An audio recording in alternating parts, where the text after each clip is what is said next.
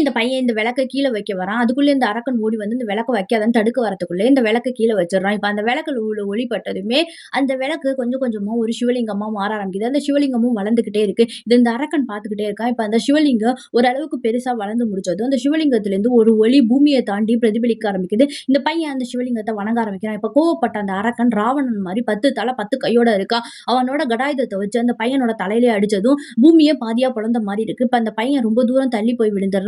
அவன் தலையில வேற ரத்தம் வர ஆரம்பிக்குது. இப்ப 4 உருவம் எடுத்து அந்த சிவலிங்கத்த பேத்து எடுக்க பார்க்குறான். இப்ப அந்த சின்ன பையன் உருவத்துக்கு வந்தது விநாயகர் தான். விநாயகர் இப்ப ரொம்பவே விஸ்வரூபம் எடுக்குறாரு. இந்த அரக்கன் என்ன சொல்றான்னா, நான் கண்டிப்பா இந்த சிவலிங்கத்த பேத்து எடுத்தாவன்னு இந்த விநாயகர்ட்ட சவால் விட்டுட்டு அந்த சிவலிங்கத்த பேத்து எடுக்க பார்க்குறான். இப்ப 10 உருவத்துக்கு மாறுறான். 10 உருவத்துக்கு மாறி அவனால அந்த சிவலிங்கத்த பேத்து எடுக்க முடியல. இப்ப கொஞ்சம் கொஞ்சமா தன்னோட முழு பலத்த திரட்டி அவன் சிவலிங்கத்த பேத்து எடுக்கும்போது, இந்த பூமியே 2ஆ பிளந்தது மாரி இருக்கு. இப்ப விநாயகர் 10 தலையோட ரொம்பவே கோவமா இருந்தவரு அந்த அரக்கனை எட்டி உதைச்சிடுறாரு. இப்ப பூமி மறுபடியும் அந்த சிவலிங்கம் கீழ வச்சதும் பூமி ஒண்ணாயிடுது.